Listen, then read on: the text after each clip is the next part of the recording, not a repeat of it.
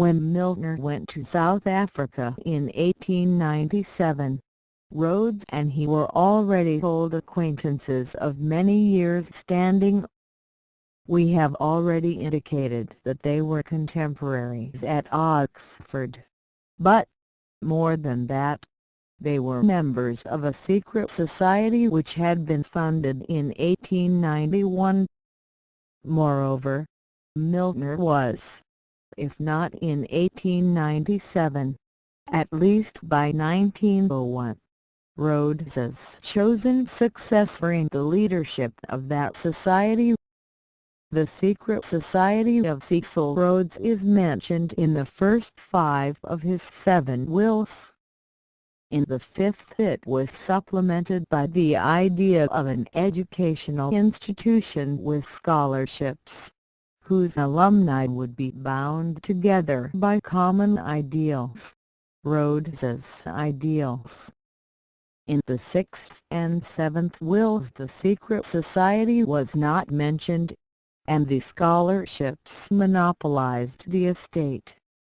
But Rhodes still had the same ideals and still believed that they could be carried out best by a secret society of men devoted to a common cause.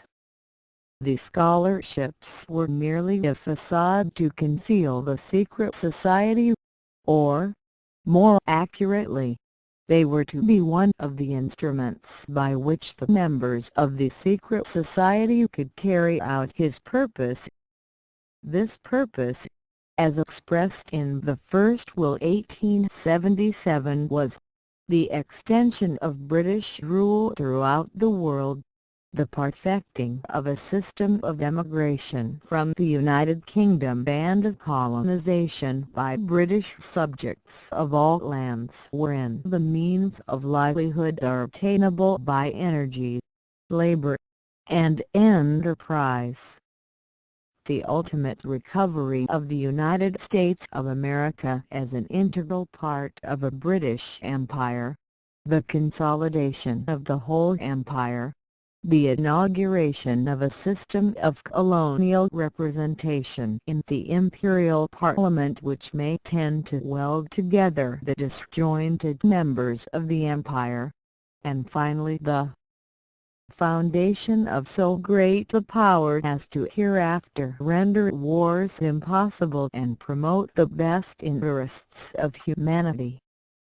To achieve this purpose, Rhodes, in this first will, written while he was still an undergraduate of Oxford at the age of 24, left all his wealth to the Secretary of State for the Colonies Lord Carnarvon and to the Attorney General of Griqualand West Sydney Shepherd to be used to create a secret society patterned on the Jesuits.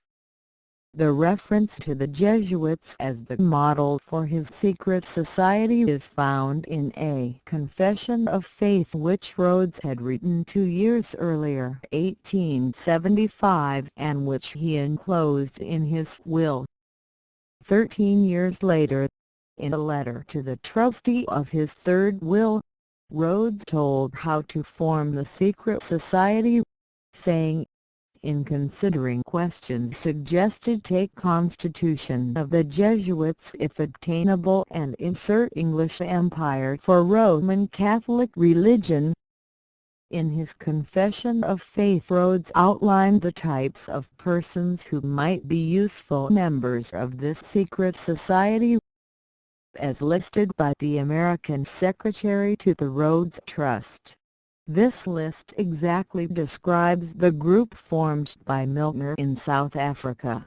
Men of ability and enthusiasm who find no suitable way to serve their country under the current political system. Able youth recruited from the schools and universities. Men of wealth with no aim in life. Younger sons with high thoughts and great aspirations but without opportunity. Rich men whose careers are blighted by some great disappointment. All must be men of ability and character. Rhodes envisages a group of the ablest and the best, bound together by common unselfish ideals of service to what seems to him the greatest cause in the world. There is no mention of material rewards.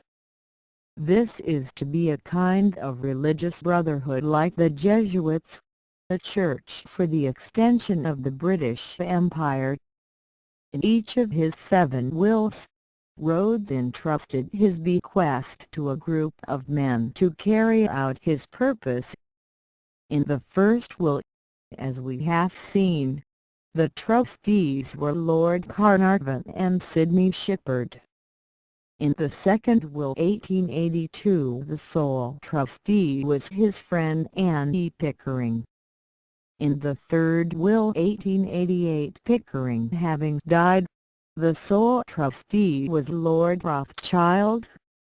In the fourth will 1891 W. T. Stead was added, while in the fifth 1892 Rhodes's solicitor, B. F. Hawksley, was added to the previous 2.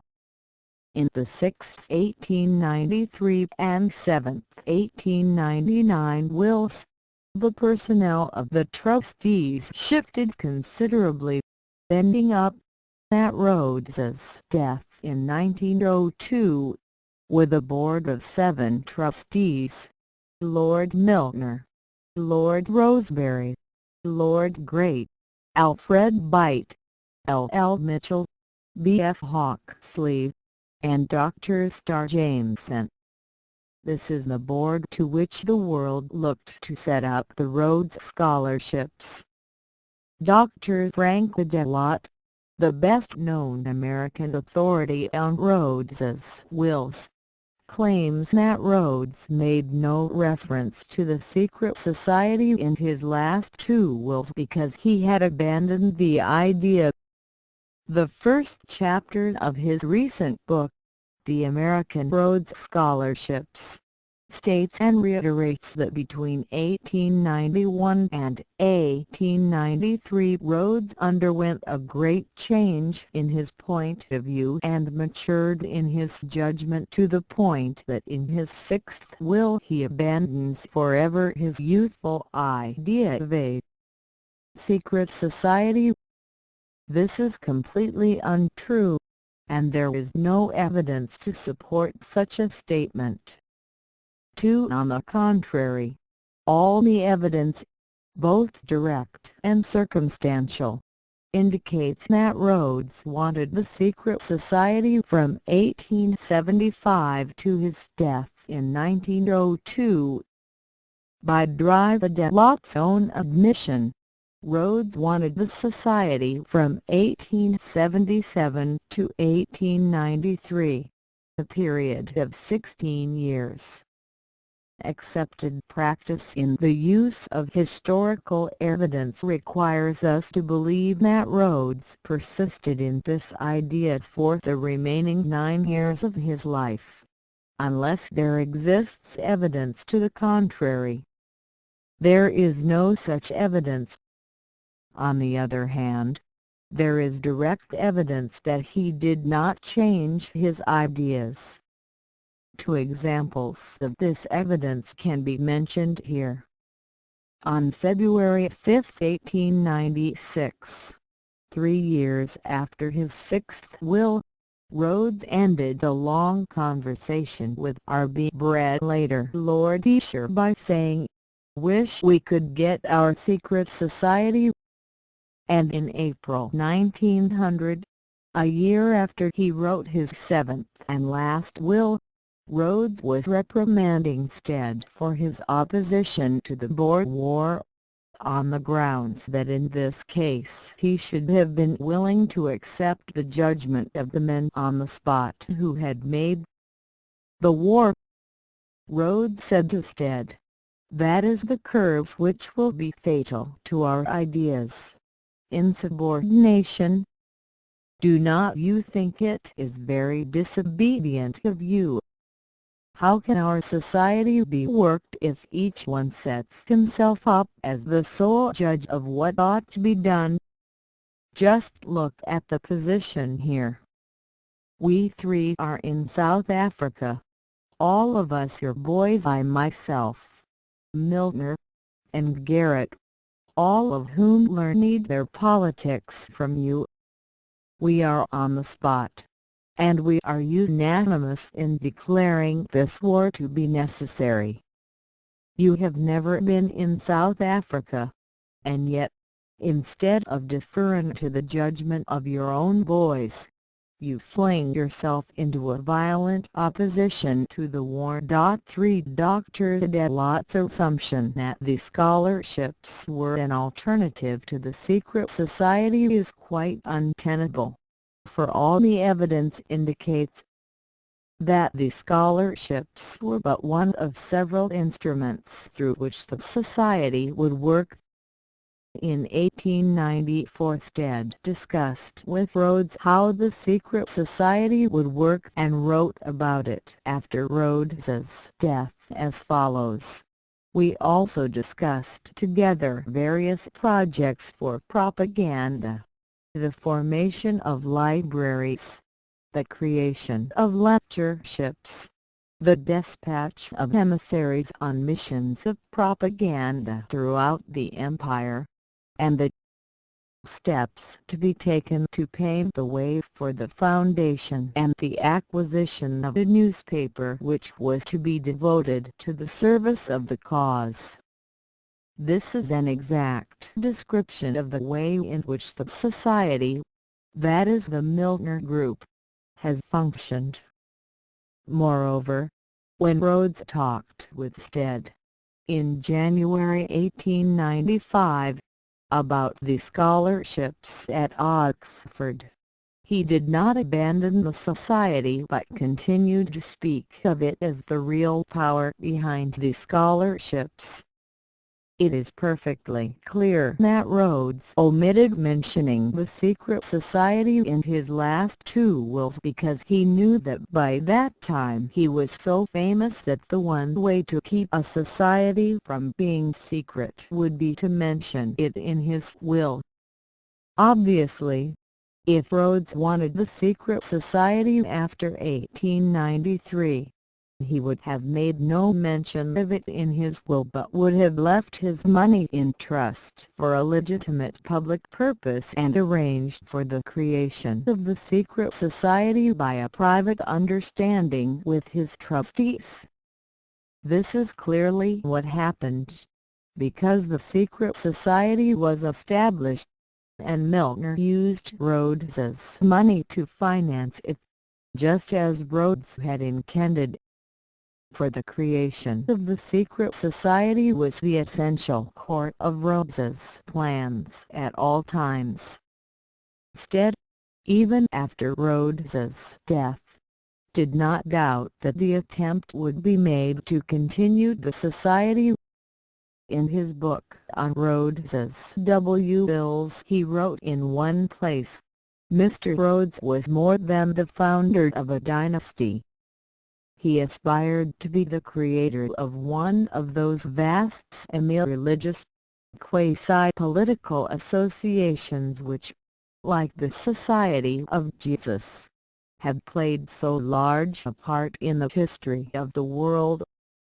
To be more strictly accurate, he wished to found an order as the instrument of the will of the dynasty, and while he lived he dreamed of being both its Caesar and its Loyola." It was this far-reaching, worldwide aspiration of the man which rendered, to those who knew him, so absurdly inane the speculations of his critics as to his real motives. 60 pages later Stead wrote, "The question that now arises is whether in the English-speaking world there are to be found men of faith adequate to furnish forth materials for the society of which Mr. Rhodes dreamed." This idea of a society throughout the world working for federal union fascinated Milner as it had fascinated Rhodes. We have already mentioned the agreement which he signed with George Parkin in 1893, to propagandize for this purpose. 8 years later, in a letter to Parkin from South Africa, Milner wrote at length on the subject of imperial union and ended, "Goodbye for today. Keep up the touch. I wish we had some like-minded persons in New Zealand and Australia, who were personal friends. More power to your elbow." 5. Moreover, there were several occasions after 1902 when Milner referred to his desire to see a powerful body of men working outside the existing political parties for imperial unity. He referred to this desire in his letter to Congdon in 1904 and referred to it again in his farewell speech to the kindergarten in 1905. There is also a piece of negative evidence which seems to me to be of considerable significance. In 1912 Parkin wrote a book called The Rhodes Scholarships, in which he devoted several pages to Rhodes's wills.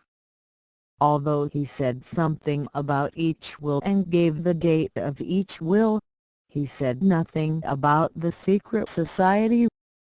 Now this secret society, which is found in 5 out of the 7 wills, is so astonishing that Parkin's failure to mention it must be deliberate.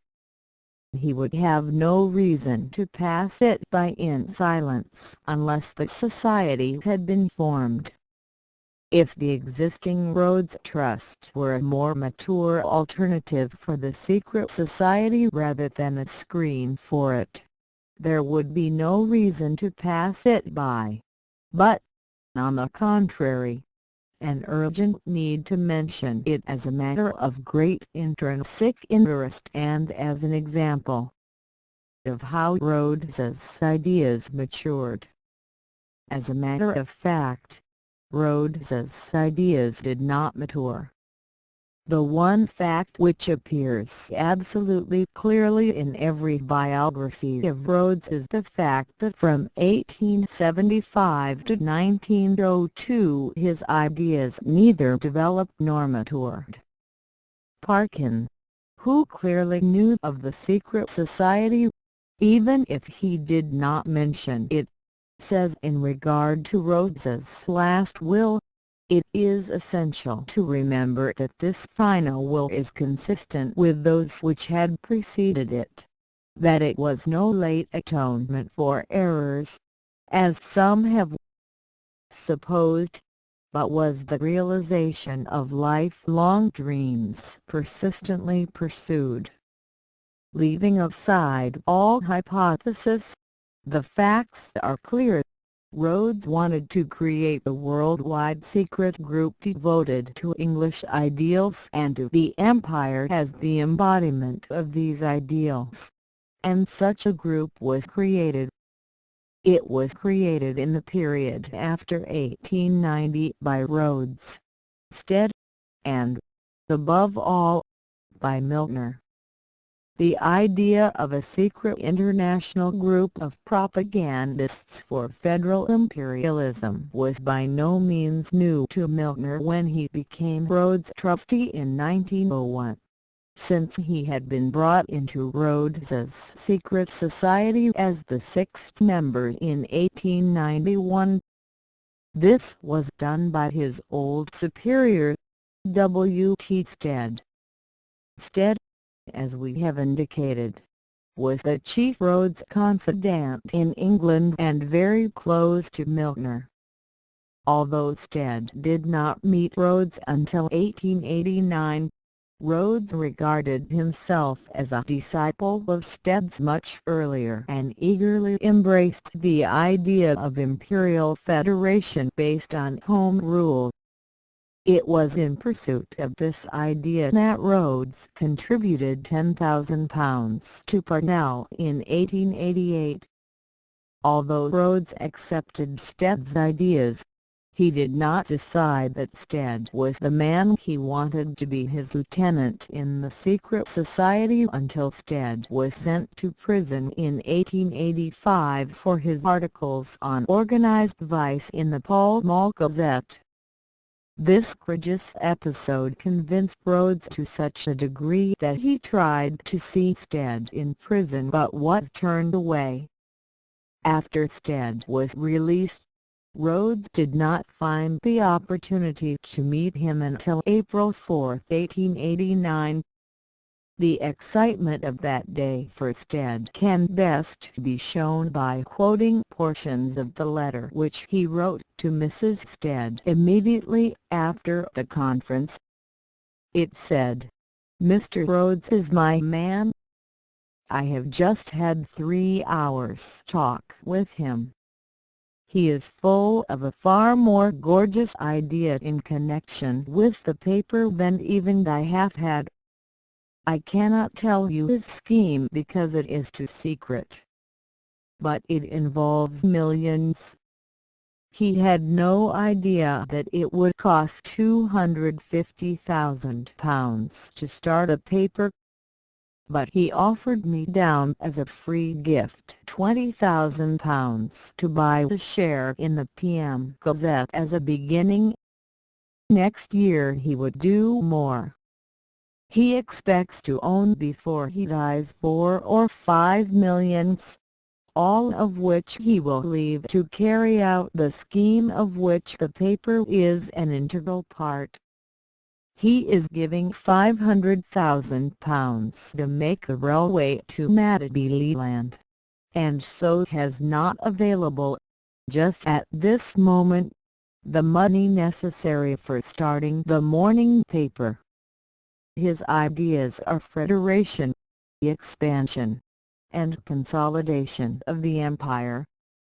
He took to me, told me some things he has told no other man, save Lord Rothschild, and pressed me to take the £20,000, not to have any return, to give no receipt, to simply take it and use it to give me a freer hand on the PMG. It seems all like a fairy dream. He said he had taken his ideas from the PMG, that the paper permeated South Africa, that he met it everywhere. How good God is to me! Remember, all the above about R is very private. The day following this sensational conversation, Stead lost a libel action to the amount of £2,000 damages. Rhodes at once sent a cheque to cover it and said, "You must keep my confidence secret. The idea is right, but until sure the lines would be ruined into many hands.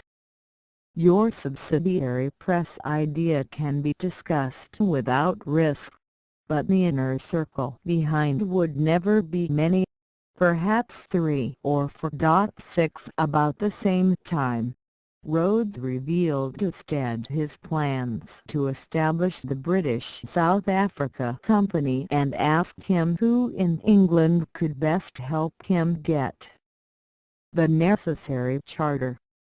Stead recommended Albert Grey, the future Earl Grey, who had been an intimate friend of Stead's since 1873 and had been a member of the Milner-Toynbee Group in 1880–1884. As a result, Grey became one of the original directors of the British South Africa Company and took the first steps which eventually brought him into the select circle of Rhodes's secret society. This society took another step forward during Rhodes's visit to England in February 1890. The evidence for this is to be found in the journals of Lord Esher at that time, R.B. Brett, who had obviously been let in on the plan by Stead.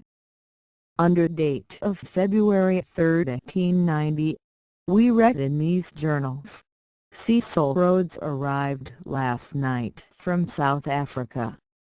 I was at Stead's today when he called. I left them together. Tonight I saw Stead again. Rhodes had talked for 3 hours of all his great schemes. Rhodes is a splendid enthusiast, but he looks upon men as machines. This is not very penetrating. 12 days after this, on February 15, at Lord Rothschild's country house, Brett wrote in his journal, "Came here last night. Cecil Rhodes, Arthur Balfour, Harcourts, Albert Gray, Alfred Lyttelton. A long talk with Rhodes today. He has vast ideas, imperial notions. He seems disinterested, but he is very ruthless and, I suspect, quite unscrupulous as to the means he employs." 7. The secret society, after so much preliminary talk, took form in 1891, the same year in which Rhodes drew up his fourth will and made Stead as well as Lord Rothschild the trustee of his fortune. It is perfectly clear from the evidence that he expected Rothschild to handle the financial investments associated with the trust, while Stead was to have full charge of the methods by which the funds were used. About the same time, in February 1891, Stead and Rhodes had another long discussion about the secret society. First they discussed their goals and agreed that, if necessary in order to achieve Anglo-American unity, Britain should join the United States. Then they discussed the organization of the secret society and divided it into two circles: an inner circle, the Society of the Elect, and an outer circle to include the Association of Helpers and the Review of Reviews. Stead's magazine, founded 1890. Rhodes said that he had already revealed the plan for the Society of the Elect to Rothschild and Little Johnston. By Little Johnston he meant Harry H. Johnston, Sir Harry after 1896, African explorer and administrator, who had laid the basis for the British claims to Nyasaland, Kenya, and Uganda. Johnston was, according to Sir Frederick White, the biographer of Stead, virtually unknown in England before Stead published his portrait as the frontispiece to the first issue of the Review of Reviews in 1890. This was undoubtedly done on behalf of Rhodes. Continuing their discussion of the membership of the Society of the Elect, Stead asked permission to bring the Milner and Brett. Rhodes agreed, so they telegraphed at once to Brett, who arrived in 2 hours. They then drew up the following ideal arrangement for the Society: 1. General of the Society, Rhodes. 2. Junta of 3, Stead, Brett, Milner. 3. Circle of Initiates, Cardinal Manning, General Booth, Bramble Booth, Little Johnston, Albert Gray, Arthur Balfour. 4. The Association of Helpers. 5. A college, under Professor C. Lee, to be established to train people in the English-speaking idea. Within the next few weeks Stead had another talk with Rhodes and a talk with Milner, who was filled with admiration for the scheme. According to Stead's notes as published by Sir Frederick White, the ideal arrangement for the secret society, as drawn up in 1891, never came into effect in all its details. The organization as drawn on paper reflected the romantic and melodramatic ideas of Cecil Rhodes and Stead, and doubtless they envisioned formal initiations, oaths, secret signs of recognition, etc. Once Milner and Brett were made initiates, the atmosphere changed. To them secret signs or oaths were so much claptrap and neither necessary nor desirable, for the initiates knew each other intimately and had implicit trust in each other without the necessity of signs or oaths. Thus the melodrama envisioned by Rhodes was watered down without in any way reducing the seriousness with which the initiates determined to use their own personal influence and Rhodes's wealth and power to achieve the consolidation of the British Empire, which they shared as an ideal with Rhodes. With the elimination of signs, oaths, and formal initiations, the criteria for membership in the Society of the Elect became knowledge of the secret society and readiness to cooperate with the other initiates toward their common goal. The distinction between the initiates and the Association of Helpers rested on the fact that while members of both circles were willing to cooperate with one another in order to achieve their common goal, the initiates knew of the secret society, while the helpers probably did not. This distinction rapidly became of little significance, for the members of the Association of Helpers would have been very stupid if they had not realized that they were members of a secret group working in cooperation with other members of the same group. Moreover, the circle of initiates became in time of less importance because as time passed the members of this select circle died, were alienated, or became less immediately concerned with the project. As a result, the secret society came to be represented almost completely by the Association of Helpers, that is, by the group with which Milner was most directly concerned. And within this Association of Helpers there appeared in time gradations of intimacy, the more select ones participating in numerous areas of the Society's activity and the more peripheral associated with fewer and less vital areas. Nevertheless, it is clear that the Society of the Elect continued to exist, and it undoubtedly recruited additional members now and then from the Association of Helpers. It is a very difficult task to decide who is and who is not a member of the society as a whole, and it is even more difficult to decide if a particular member is an initiate or a helper. Accordingly, the last distinction will not usually be made in this study. Before we abandon it completely, however, an effort should be made to name the initiates, in the earlier period at least. Of the persons so far named, we can be certain that 6 were initiates. These were Rhodes, Lord Rothschild, Johnston, Stead, Brett, and Milner. Of these, Rothschild was largely indifferent and participated in the work of the group only casually.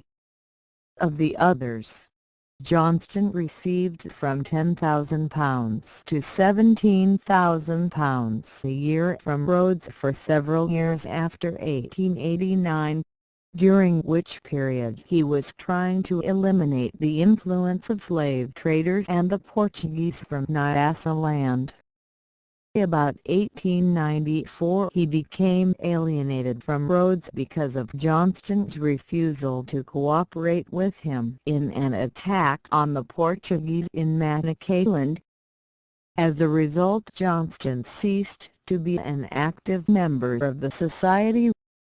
Lord Grey's efforts to heal the breach were only nominally successful. Ninestead was also eliminated in an informal fashion in the period 1899 to 1904, at first by Rhodes's removing him from his trusteeship and later by Milner's refusal to use him, confide in him, or even see him, although continuing to protest his personal affection for him. Since Milner was the real leader of the Society after 1902, this had the effect of eliminating Stead from the Society. 10 of the others mentioned, there is no evidence that Cardinal Manning or the Booths were ever informed of the scheme. All three were friends of Stead and would hardly be acceptable to the rising power of Milner. Cardinal Manning died in 1892. As for General Booth and his son, they were busily engaged in directing the Salvation Army from 1878 to 1929 and played no discernible role in the history of the group. Of the others who were mentioned, Brett, Grey, and Balfour can safely be regarded as members of the Society, Brett because of the documentary evidence and the other two because of their lifelong cooperation with and assistance to Milner and the other members of the group. Brett, who succeeded his father as Viscount Esher in 1899, is one of the most influential and one of the least known men in British politics in the last two generations. His importance could be judged better by the positions he refused than by those he held during his long life 1852 to 1930. Educated at Eton and Cambridge, he was a lifelong and intimate friend of Arthur Balfour, Albert Grey, Lord Rosebery, and Alfred Lyttelton.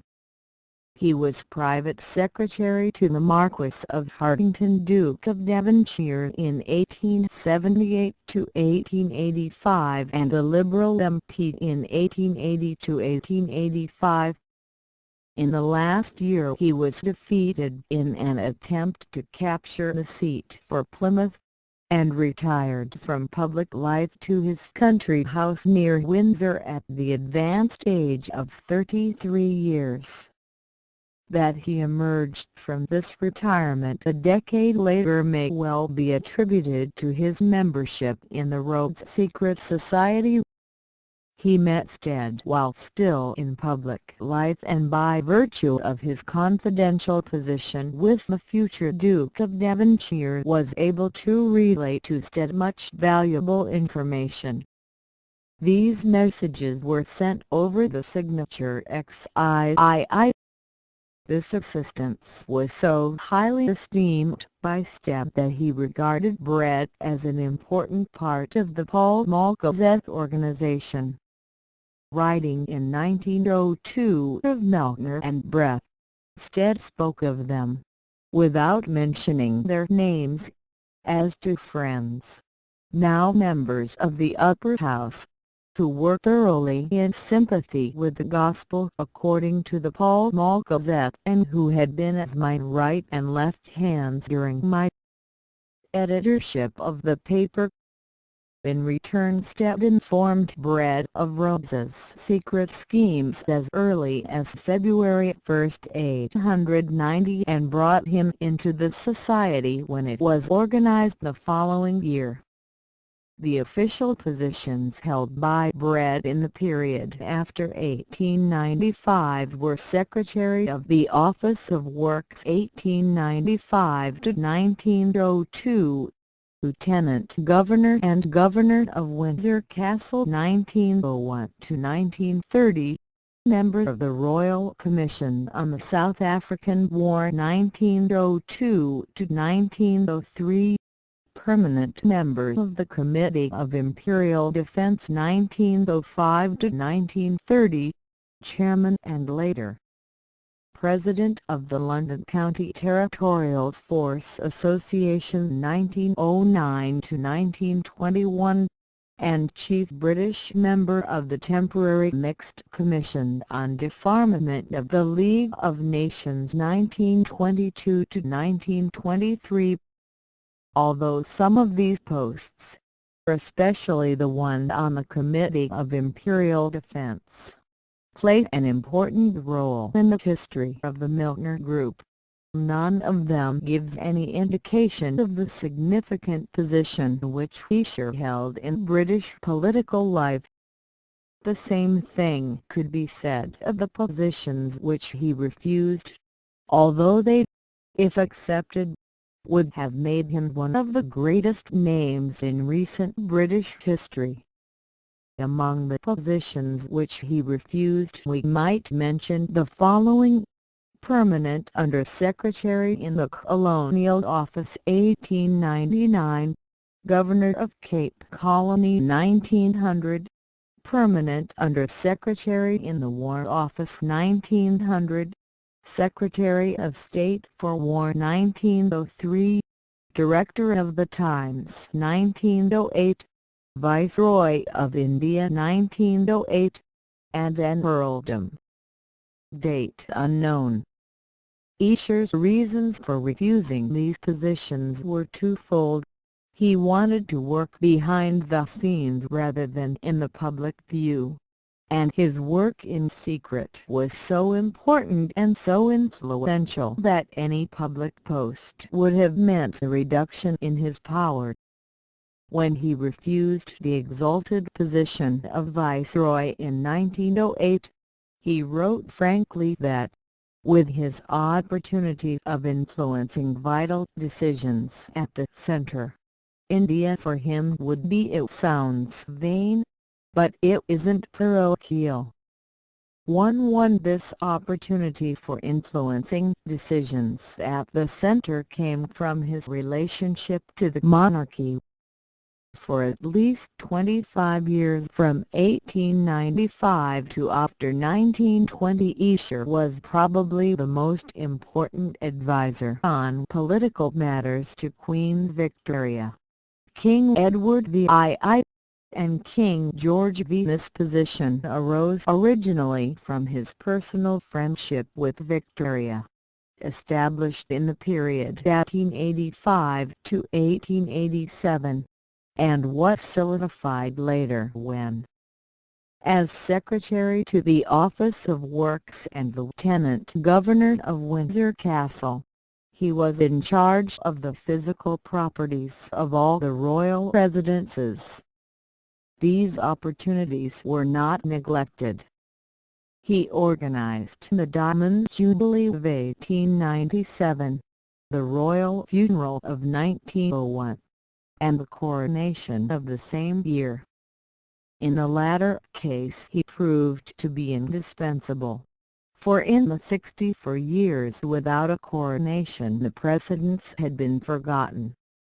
In this way Esher reached a point where he was the chief unofficial representative of the king and the liaison between king and ministers.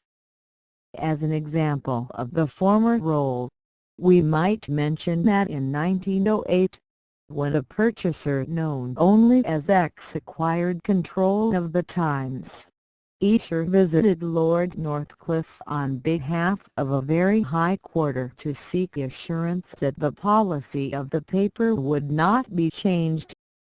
Northcliffe, who was X, hastened to give the necessary assurances, according to the official history of the Times. Northcliffe and the historian of the Times regarded Esher on this occasion as the emissary of King Edward, but we, who know of his relationship with the Rhodes secret society, are justified in asking if he were not equally the agent of the Milner Group, since it was as vital to the group as to the king that the policy of the times remained unchanged. As we shall see in a later chapter, when Northcliffe did adopt a policy contrary to that of the group, in the period 1917 to 1919, the group broke with him personally and within 3 years bought his controlling interest in the paper. Certain other persons were probably taken into his society of the elect in the next few years. Hawksley, Rhodes's lawyer, was one. He obviously knew about the secret society, since he drew up the wills in which it was mentioned. This, combined with the fact that he was an intimate confidant of Rhodes in all the activities of the society and was made the trustee of the last 3 wills 1892, makes it probable that he should be regarded as an initiate. Likewise, it is almost certain that Milner brought in Sir Thomas Brassey, later Lord Brassey, the wealthy naval enthusiast whose name is preserved in Brassey's Naval Annual. Brassey was treasurer and most active figure in the Imperial Federation League during its 10 years' existence. In 1889, as we have mentioned, he hired George Parkin to go to Australia on behalf of the League to make speeches in support of Imperial Federation. We have already indicated that Milner in 1893 approached Parkin in behalf of a mysterious and unnamed group of wealthy imperialists, and, some time later, Milner and Brassey signed contract with Parkin to pay him £450 a year for 3 years to propagandize for Imperial Federation.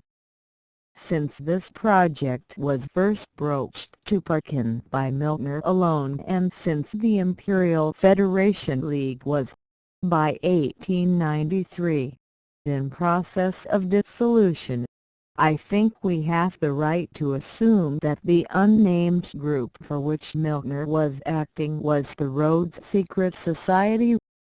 If so, Brassey must have been introduced to the scheme sometime between 1891 and 1893.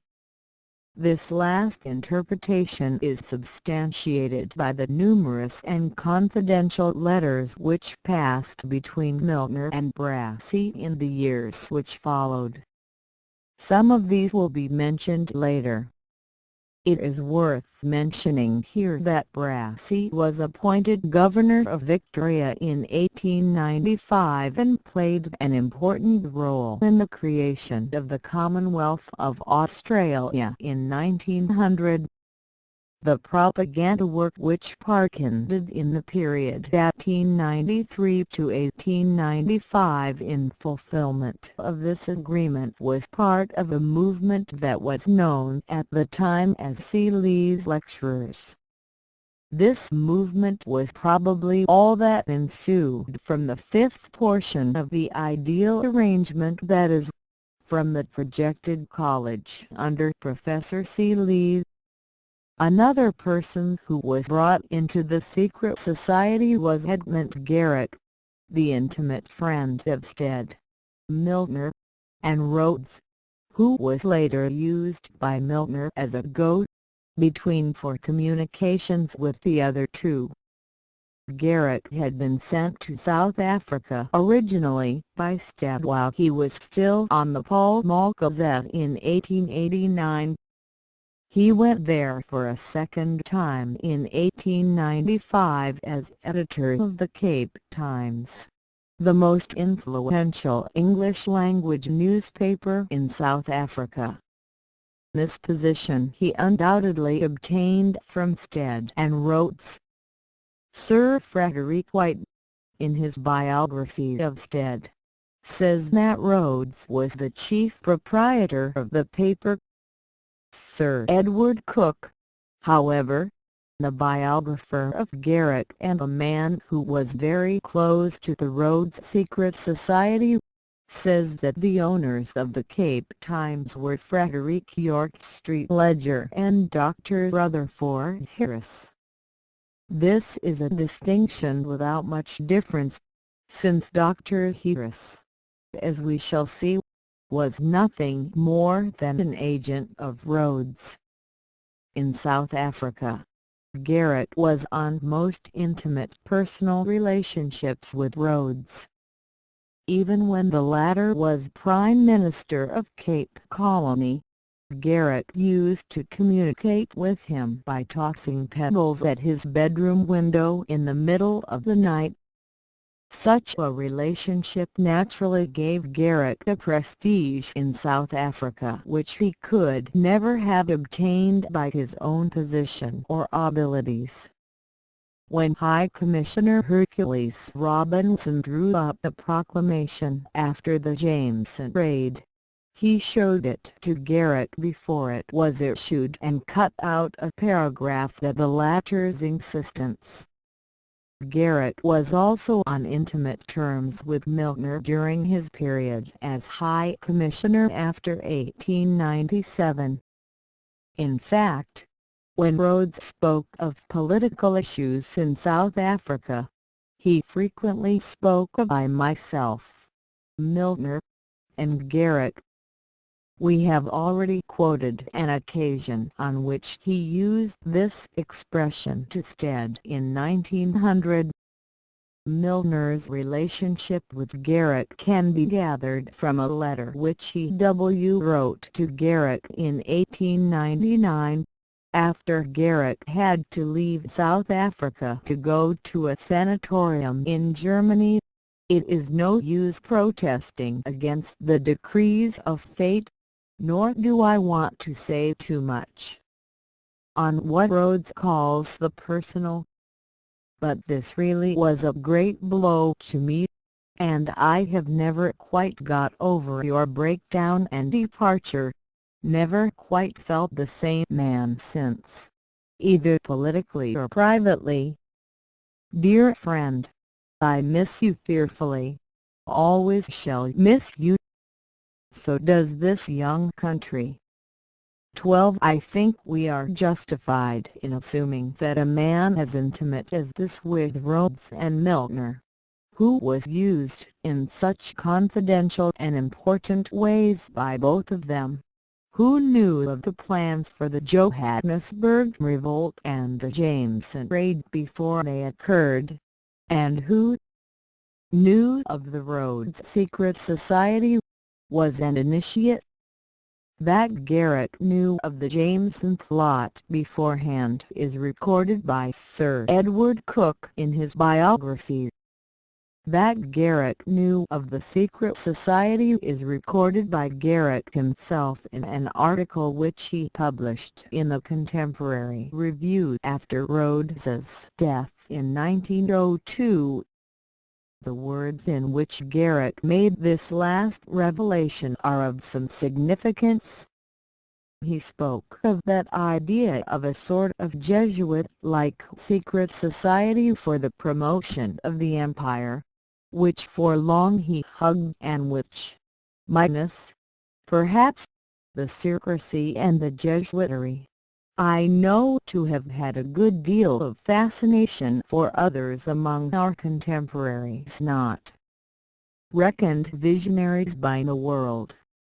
We have said that Garrett was used by Milner as an intermediary with both Rhodes and Stead. The need for such an intermediary with Rhodes arose from Milner's feeling that it was politically necessary to conceal the intimacy of their relationship. As Rhodes told Stead, speaking of Milner, on April 10, 1900, "I have seen very little of him. He said to me, 'The less you and I are seen together the better.'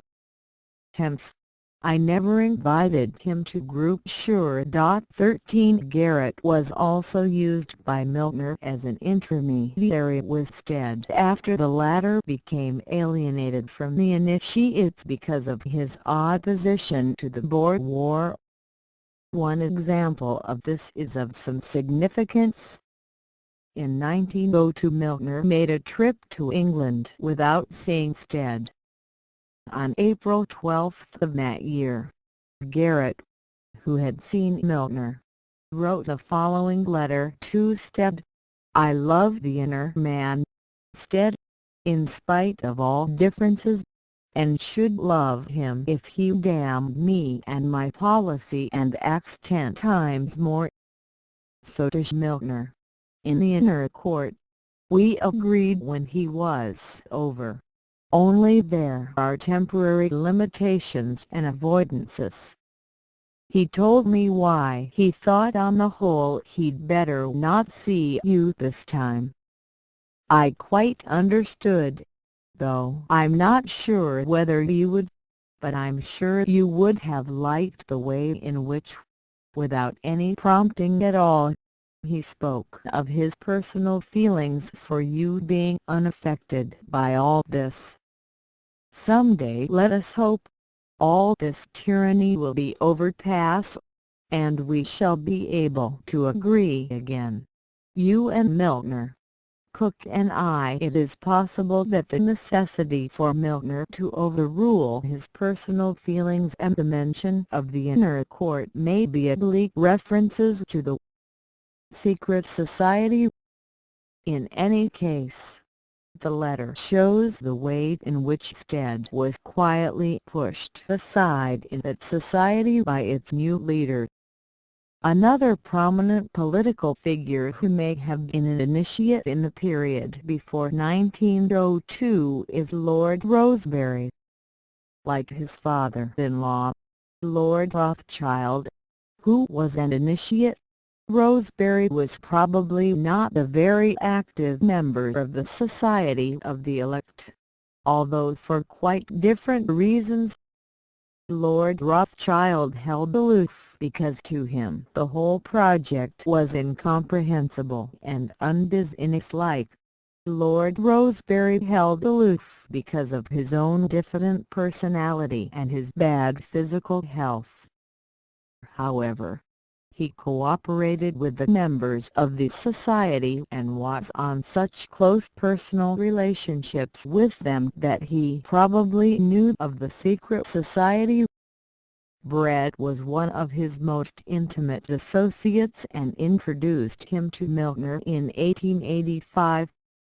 As for Rhodes, Rosebery's official biographer, the Marquis of Crewe, says that he both liked and admired Cecil Rhodes, who was often his guest.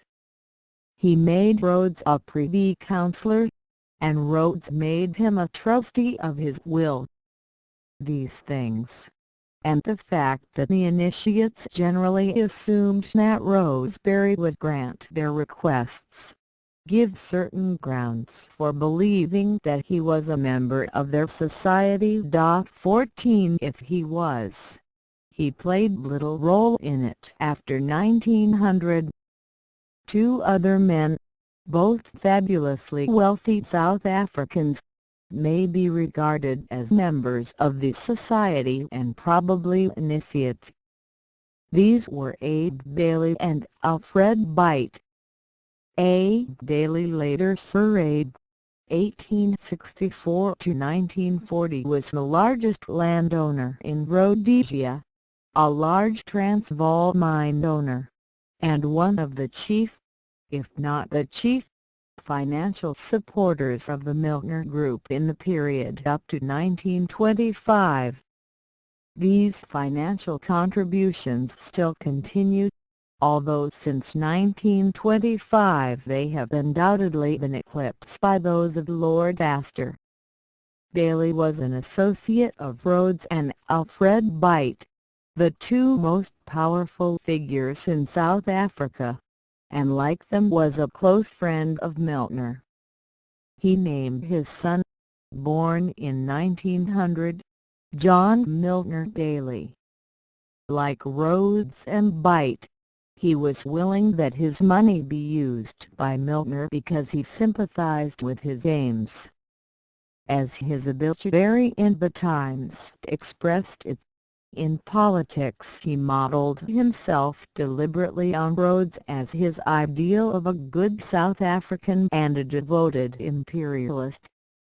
He had much the same admiration of Milner and remained to the end a close friend of Milner's young men. This last phrase refers to Milner's kindergarten or the Association of Helpers, which will be described in detail later.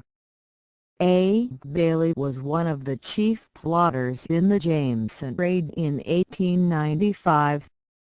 He took over Rhodes's seat in the Cape Parliament in 1902 to 1907 and was chief whip in the Progressive Party, of which Dr. Jameson was leader. When the Transvaal obtained self-government in 1907, he went there and was whip of the same party in the Legislative Assembly at Pretoria. After the achievement of the Union of South Africa, in the creation of which, as we shall see, he played a vital role, he was a member of the Union Parliament and a loyal supporter of Botha and Smuts from 1915 to 1924. After his defeat in 1924, he divided his time between South Africa and London. In England, as the Times said at his death, he took a close interest behind the scenes in politics. This close interest was made possible by his membership in the innermost circle of the Milner Group, as we shall see. Certain others of Rhodes's chief associates cooperated with Milner in his designs after Rhodes's death and might well be regarded as members of Rhodes's Society and of the Milner Group. Of these we might mention Alfred Byte, Dr. Starr Jameson and his assistant R.S. Holland, J. Ockford Maguire, and Lewis Lloyd Mitchell. Alfred Byte (1853–1906) was the business genius who handled all Rhodes's business affairs and incidentally had most to do with making the Rhodes fortune. He was a Rhodes trustee and left much of his own fortune for public and educational purposes similar to those endowed by Rhodes. This will be discussed later. His biography was written by George Seymour Fort, the protégé of Abe Daly, who acted as Daly's agent on the boards of directors of many corporations, a fact revealed by Fort himself in a letter to the Times, August 13, 1940. Leander Starr Jameson later served Starr, 1853–1917, was Rhodes's doctor, roommate, and closest friend, and had more to do with the opening up of Rhodesia than any other single man. His famous raid into the Transvaal with Rhodesian police in 1895 was one of the chief events leading up to the Boer War. After Rhodes's death, Jameson was leader of his party in Cape Colony and served as Premier in 1904 to 1908. A member of the National Convention of 1908 to 1909, he was also director of the British South Africa Company and a Rhodes trustee. He was a great admirer of Milner and, even before the death of Rhodes, had given evidence of a desire to shift his allegiance from Rhodes to Milner. In 1898 he wrote to his brother, "Rhodes had done absolutely nothing but go backwards. "I hate it all and hate the people more than ever. Would clear out by the next boat, but have not pluck enough to acknowledge myself beaten." Milner is the only really healthy personality in the whole crowd. 15 This feeling may have been only a temporary reaction, resulting from the way in which Rhodes received news of the Jameson raid, but it is likely that more basic issues were concerned, since more than 2 years had elapsed between the raid and these statements. At any rate, Milner and Jameson were able to cooperate loyally thereafter. Jameson's biographical sketch in the Dictionary of National Biography was written by Dougal Malcolm of Milner's kindergarten.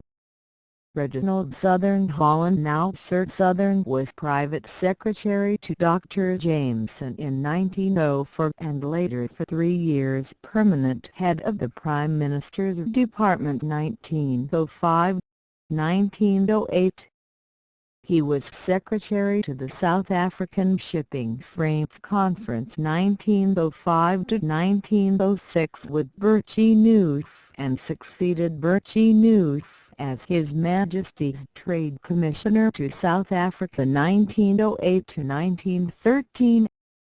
During the war he was in charge of supply of munitions, at first in the War Office and later 1915 in the Ministry of Munitions.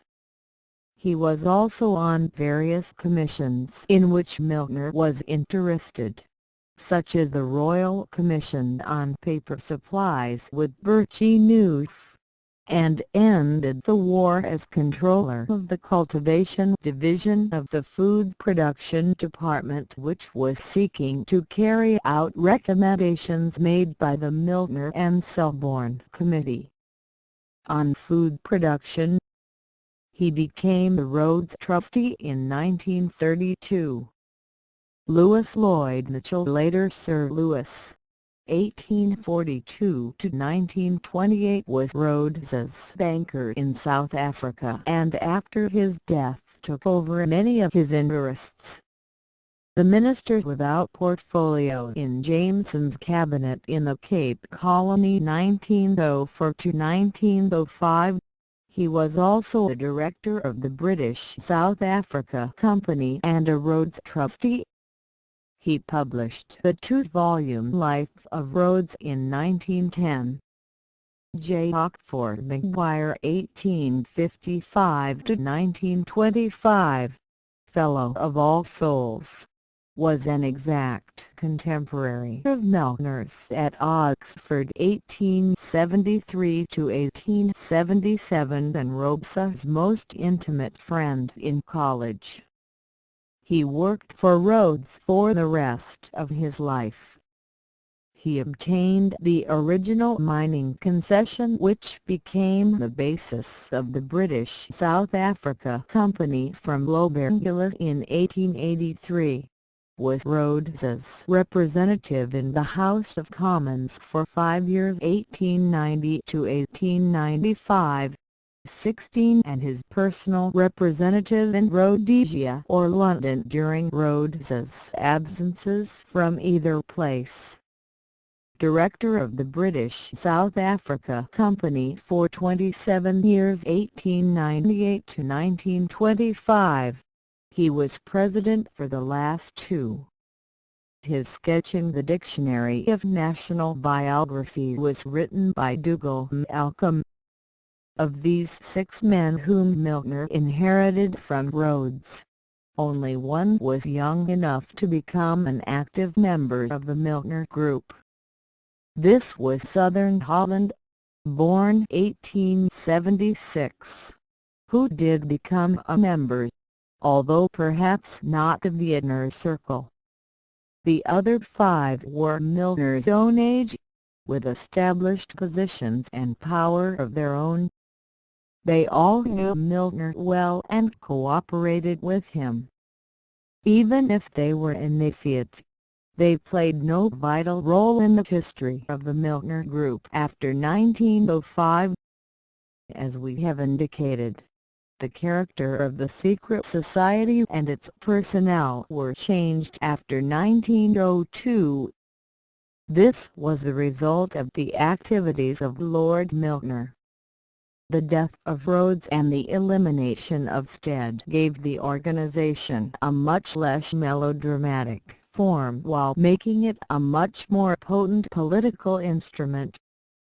Moreover, as a result of the personal ascendancy of Milner, the membership of the organization was drastically changed.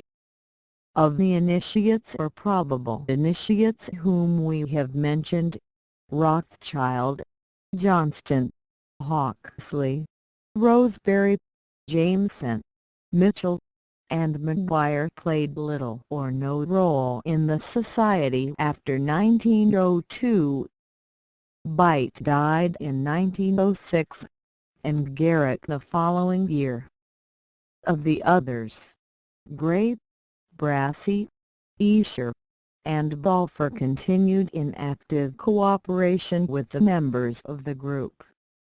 The real circle of initiates in the 20th century, however, would appear to include the following names: Milner, A. Bailey, George Parkin, Lord Selborne, January Smuts, A. J. Glazebrook, R. H. Brand, Lord Brand, Philip Kerr, Lord Lothian, Lionel Curtis, Geoffrey Dawson, H. A. L. Fisher, Edward Grigg, Leopold Amory, and Lord Astor.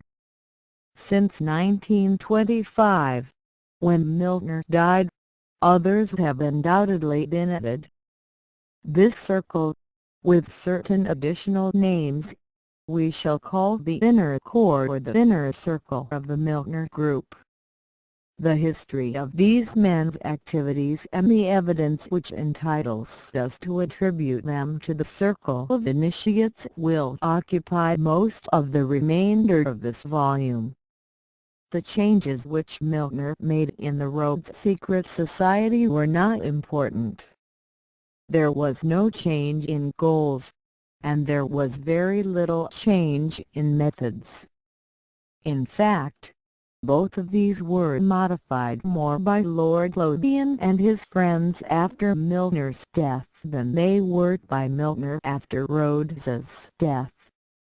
Rhodes and Milner were aiming at the same goals, and had been for 25 years. In 1902, they differed slightly on how these goals could be obtained, a difference based on different personalities. To Rhodes it seemed that the ends could be won by amassing great wealth. To Milner it seemed that they could be won by quiet propaganda, hard work, and personal relationships as he had learned from Toynbee. Neither rejected the other's methods, and each was willing to use the other and his methods to achieve their common dream as the occasion arose. With the death of Rhodes in 1902, Milner obtained control of Rhodes's money and was able to use it to lubricate the workings of his propaganda machine. This is exactly as Rhodes had wanted and had intended. Milner was Rhodes's heir, and both men knew it. Rhodes himself said before his death, "They tell me I can only live 5 years. I don't mean to die. I want to live. But if I go, there is one man, Sir Alfred Milner. Always trust Milner. You don't know yet what you have got in him." In 1898, in conversation with Stead, Rhodes said, "You will support Milner in any measure that he may take short of war. I make no such limitation. I support Milner absolutely without reserve. If he says peace, I say peace. If he says war, I say war. Whatever happens, I say ditto to Milner. 17. The goals which Rhodes and Milner sought and the methods by which they hoped to achieve them were so similar by 1902 that the two are almost indistinguishable. Both sought to unite the world, and above all the English-speaking world, in a federal structure around Britain. Both felt that this goal could best be achieved by a secret band of men united to one another by devotion to the common cause and by personal loyalty to one another. Both felt that this band should pursue its goal by secret political and economic influence behind the scenes and by the control of journalistic, educational, and propaganda agencies. Milner's intention to work for this goal, and to use Rhodes's money and influence to do it, is clearly implied in all his actions both before and after 1902, in his correspondence with Rhodes, some of it unpublished, and in letters to Parkin in September 1901 and to Lord Grey in May 1902. 18. It is very likely that, long before Rhodes died, this plan was discussed in private conversations of which no record was kept. For example, 3 of the Rhodes trustees under the last will, Grey, Milner, and Byte, with Lyttelton Gell, had dinner at Byte's house and talked over important matters far into the night of November 30, 1898. It is quite clear that Rhodes talked over with his associates the ways in which his ideals would be carried out after his death. He lived constantly under the fear of death and regarded his whole life as a race in which he must achieve as much of his purpose as possible before he died. The biographer of Alfred Byte is quite confident that Rhodes discussed with Byte a plan by which Rhodes would omit from his will all mention of a project close to his heart, the Cape to Cairo Railway, leaving this project to be covered, as it was, by Byte's own will. There can be little doubt that Rhodes would have discussed the project even closer to his heart. The worldwide group of Anglo-Saxon sympathizers, with the trustees of his own will, and, above all, with the one most clearly devoted to his ideas, Milner,